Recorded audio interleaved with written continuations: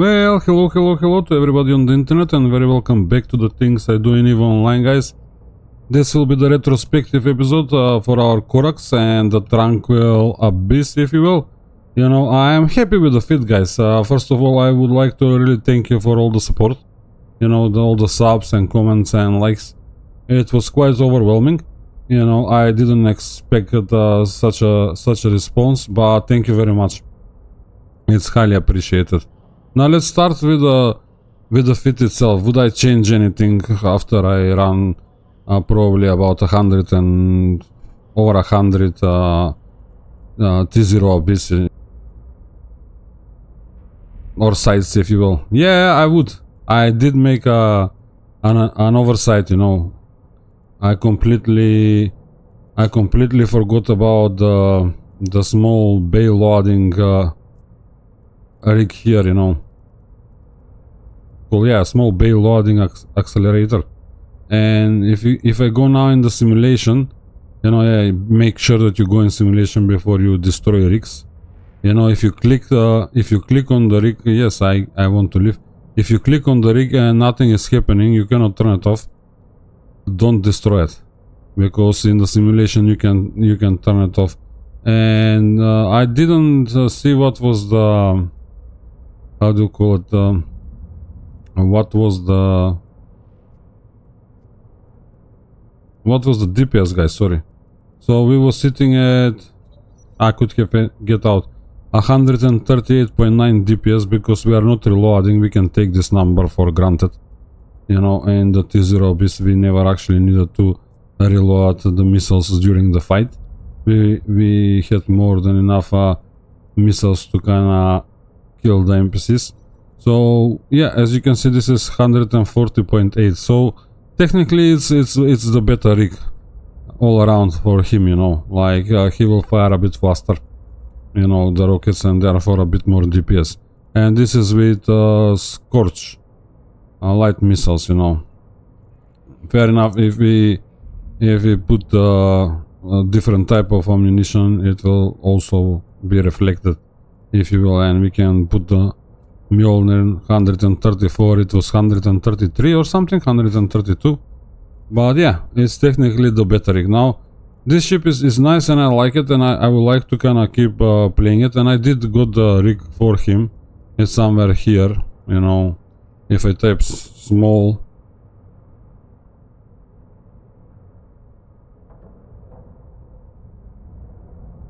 there we go. And I got the rig, and I will replace mine too, you know. Definitely it's a better thing. So now, would you fly T1 with this? No, guys, don't, you know, because again, the biggest issue is like you're too slow for the T1s, I would say, with this width, and with no active shield booster, you are toast. As you can see, you know, even our signature is quite blown up because he is passive tanked, you know. It's not a big deal, but still every little bit helps, and every point kind of counts, if you will. That's how it works. Every skill is giving you 5% or 2%, but at the end of it, everything is setting up and making you a bit more powerful in the game, you know, if you will. So you can get more things done, or faster, and so on and so forth. It's always incremental. It looks insignificant, but it is. So yeah, I wouldn't fly T1 with this. Even if you go, let's say, for the, how do you call it, for the Gamma or the Exotic, sorry. I think if I open this window it will be better. I think it was the Exotic. Yeah, it should be the Exotic with the Kinetic, yeah. Yeah, so there we go. You're gonna be do more damage, but you're gonna be very slow. The Darks, I don't know, but the NPCs are faster as well. So the problem, in my opinion, in T1 for this little ship will be, let's say, one of the spawns now, the Devout Hunter, you know. The Devout Hunter, no, it's not a hunter, it's a knight. The Devout Hunter was kinda hitting us consistently, you know, at about 23-25 kilometers. So the knight will be a cruiser, I think, and he will probably be hitting us from 35 kilometers. And you cannot outrun him probably. And if you try to get under his guns, you're gonna have to approach him, and if you approach him straight on, he will have a very nice time hitting you, you know, and you'll probably lose the ship by the time you kinda close the gap. And who knows even if I can close the gap, in all honesty. Maybe in the darks, but again, it's only a maybe.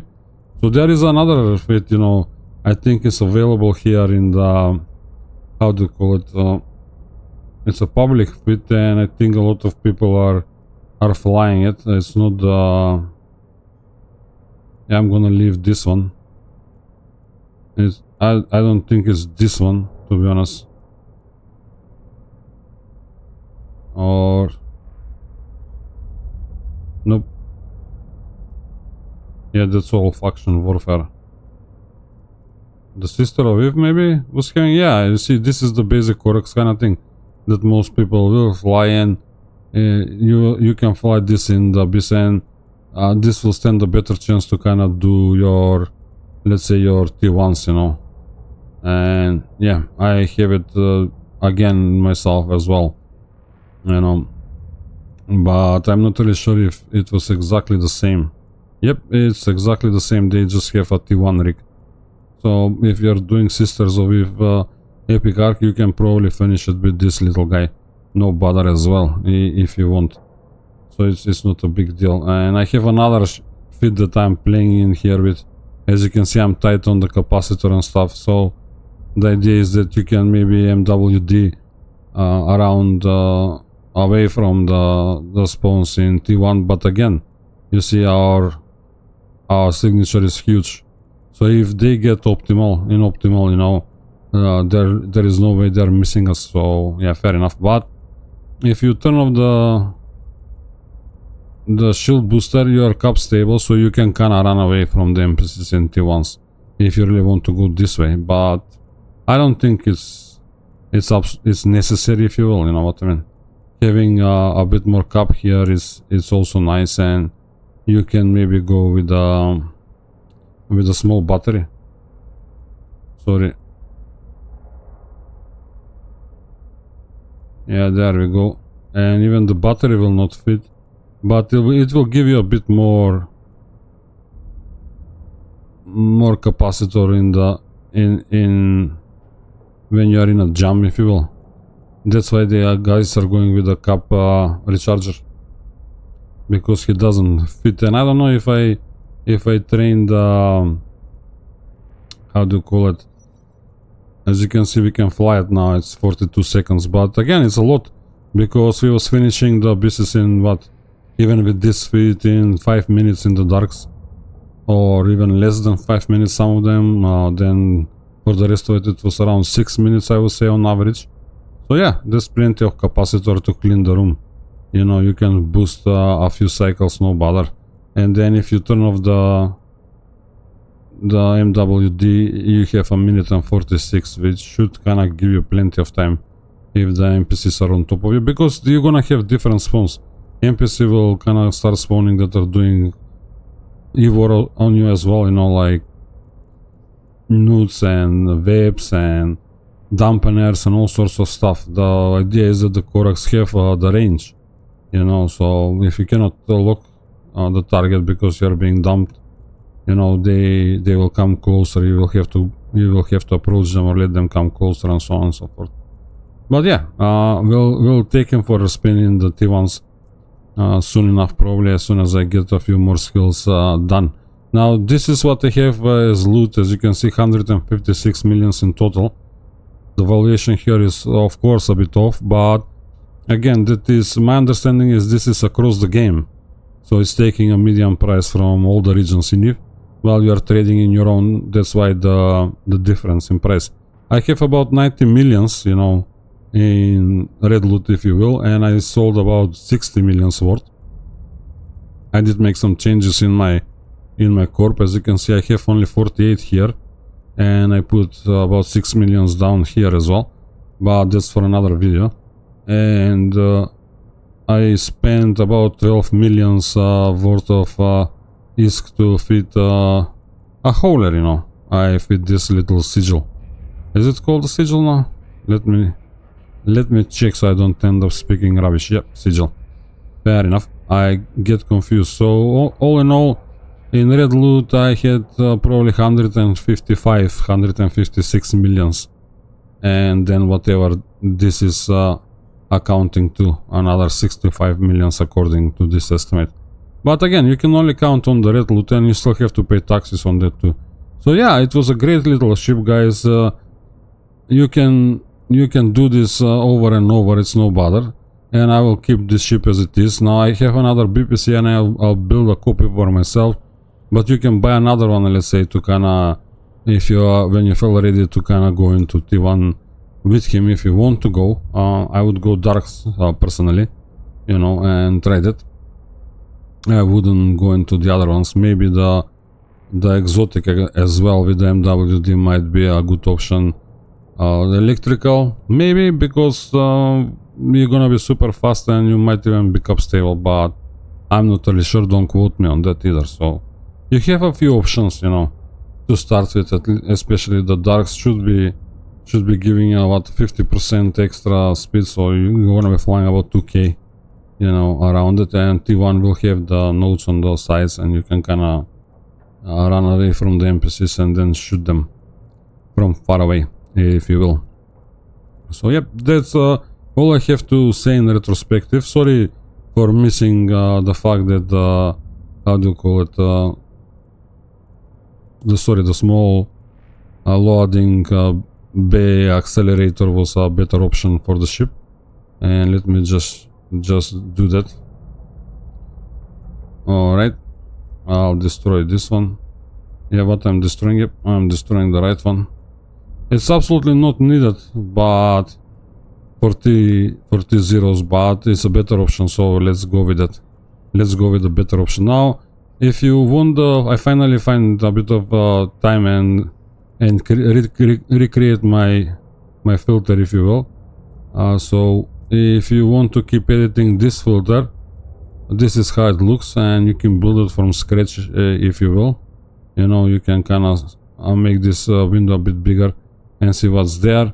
If you're not sure, let's say if you're seeing something that is not included in here, for example, you can always check in what group you can find it, you know, on the market, so you can include the whole groups, or you can always kind of start with a name start with, and then you can drop in whatever here you want. You can copy this up here from the info page, show info and copy, and you can paste it in here, and you can kind of make this a bit more precise, if you will, or expand upon it. So yep, but it's good enough for me now. You can copy mine from my bio, if you will, character, and then my bio, and it's right there. You can go to socials, contacts, type in my name, and then you can go into my bio and copy the filter from there, if that's easier for you guys. But yeah, that's about it, guys. I'm quite happy with what I have done. Again, I'm doing this with the idea that I can show you that if it's a game, you know, that is kind of asking you to take a risk, you know. Every time when you log into the game and let's say undock a ship, there is a chance that you can lose that ship. Every ship is an asset technically. If you treat them as assets, you're undocking and you're trying to kind of make what you're flying that day. For example, this suit is probably around 12-15 millions now. It says 11, but I would say probably it's a bit more expensive, maybe 13-14 millions. So yep, if you hop out, you're trying to kind of make the same amount of money, and the T0s will let you make above 10 millions an hour, definitely, in my opinion, you know. I bought 70 Tranquil Darks, and I'm sitting now with all of these filaments as a reward as well. The goal was to kind of go with the least amount of risk, and you know, the Corax allow you to fly all the weather types, so you're not locked in one weather type. And again, it's more risk compared to a cruiser, and it needs less skill points. It's less skill points than the frigates as well. You know, the frigates will need probably more skill points to kind of fly the abyss safely. But I would say that most of the frigates might end up, T1 frigates might end up being locked in one weather type. You know, I'm not sure, but probably this guy is gonna turn out. The T2 frigates will kinda do a short work from some of the T1s, no bother as well, you know. But the problem is, like, when you're understaffed in the abyss, they take longer to finish. For example, if you're flying T2 in a single assault frigate, you know, T2 frigate, it's gonna take, let's say, 16, 17, 18 minutes, depends on the spawns, you know. So again, it's up to you to kind of make up the mind what you want to do. But yeah, the Corax is a good start, because as you can see now, I have over 1 million skill points here, and by the time I make the next cycle of filling up the opportunity strip here next month, for example, sorry, view all, and claiming the 75,000 points, I will have enough to probably fly the Gila, if you will, and that's what I was aiming for, to be honest, or that's what I would aim for. And is the same Gila one that I have kind of marked here, is the same Gila as this one, if I'm not mistaken. No, this one is slightly different. Now it says here it can do T4 exotic, T4 electrical, T3 firestorm, and T4 gamma, but again, that depends on your skills. I mean, I'm not really sure if you can do it as an alpha account. You know, you might need some skills up to level 5 to kind of do the force, you know, consistently and carefree. But the T3s should be no bother. Most of them should be no bother, in my opinion, or from what I'm remembering. Now, as you can see, the hitless Gila is also here, 0 to hero Gila starter, and it's an easier on the fittings. So you see, as soon as I finish the CPU, I will probably be able to fit this Gila. Fair enough, and I'm missing what, 239 skill points to get into it. So I have options already. So will this do T1? Of course. Will this do T2s? Very likely. You know what I mean? With no extra hassle. But again, that doesn't mean that it's gonna be amazing, because as you can see, you're getting just some of the drone skills. You have to kind of boost the skills to increase your DPS, because this DPS is coming predominantly from the drones. You know, it's 255 from the drones, and if you go in your charges and you pick a missile, whatever, even if you go this way, you see the drones are doing far more DPS than you know, and you would like to kind of improve the drones as much as possible, you know. But T1s and T2s, yeah, she should be able to do it as it is, in my opinion. So now I have an option, you know. I can if I drop in this 239 skill points, I will have about 800,000 left over to kind of put into my drones. If you like another hull, you know, that you think will be more fun to fly and you will enjoy it more, because there is others cruisers that can also do some of the weather types as well, not all of them.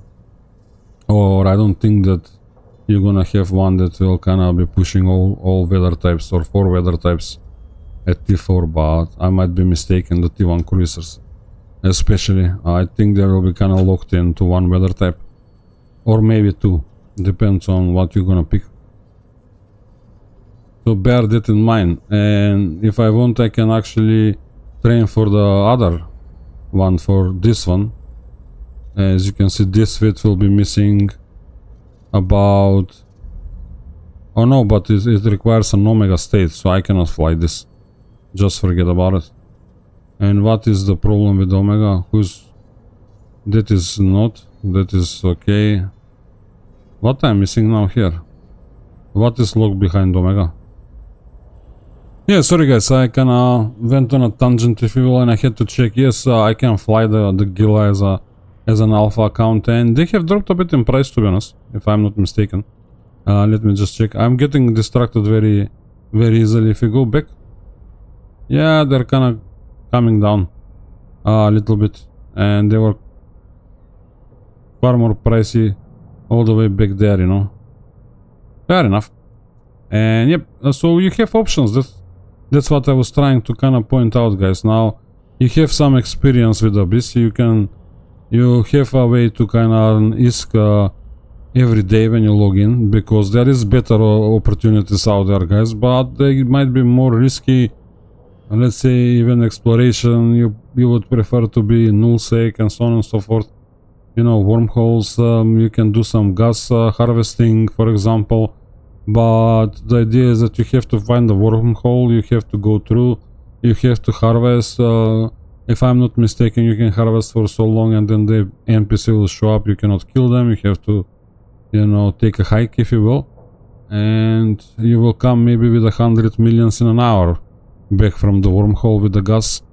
Or if you ninja mine some asteroids as well, you know, in the wormholes, you might get a far better payout than the T0 Abyss, but it's not consistent. So if you feel like you need at least an hour to log in and get that done, for example, you know, and you have half an hour today, it's better to kind of finish 5 or 6 or whatever number of Abyss runs you're gonna fit in, and keep building assets, you know, that you can use down the road to fly different ships. Personally, I would not rush to fly the Gila, but yeah, it's up to you. I might take that route as well. Now, just being able to fly the Gila, it doesn't mean that you're gonna win, but again, if you're not certain what you're doing, you can start with T0 and work your way up. But be aware that if you are new to it, if you lose your drones, the Gila doesn't have an endless amount of drones. She can only bring so many of them. You know what I mean? And she kind of needs to fly, you know, heavy drones. Oh, sorry, medium drones. So they weigh a bit more. As you can see, you can fit 10 of them. It's no bother. But again, if you lose your drones, you won't be able to finish the site. So be aware, you know, don't lose your drones. You have to manage your drones. But we'll see how it's gonna go, and it's about 450 million ISK. Now I'm having ISK on my main account, and I can just send myself ISK and get it done and showcase this, but I don't feel that that's right.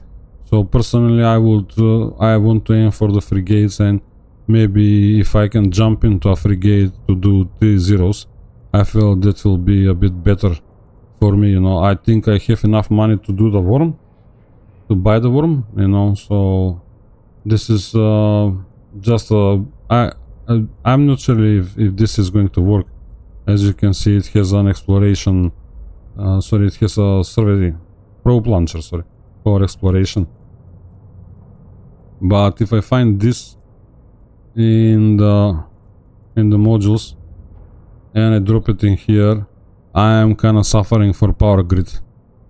Very little, but I do. So maybe I can play with these guys and see if I can kind of release a bit of power grid there.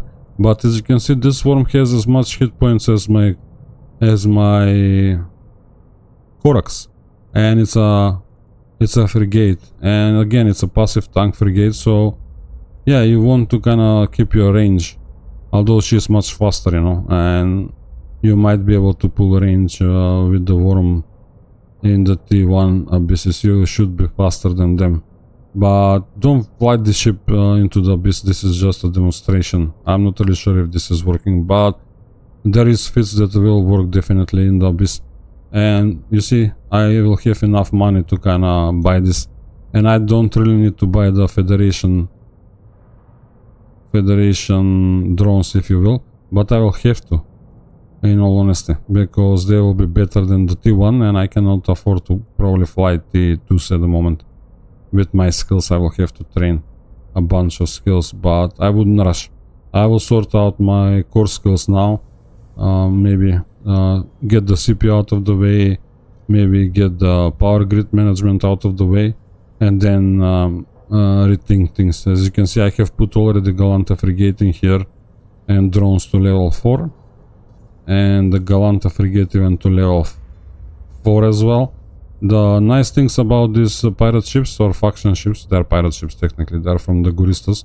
They get 10 bonus to kinetic and thermal missile damage and 4% bonus to all shield resistance per level per, you know, the first one is for the Galante and the second one is for the Caldari frigate. And then she gets a 300 bonus to the light combat drones damage and hit points, but again, you can only control 2 drones with this ship, and you have room for 5 in your cargo hold. And these are small drones, so light, if you will. So they will die faster than the medium ones. So you have to be very, very careful with them, not to lose them, because you can get defunct, if you will. And your launchers might not be enough again. 119 DPS already, you know. So it's no bother. We can get the Skybreaker in T0s with him too. But there is other options as well. There is some Caldari frigates. I'll see. I'll look around and see what I can put together and then give it a go. I'll record myself and I'll go on another hunt for the Skybreaker, guys. Thanks for staying until the end, guys. Please like, comment and subscribe.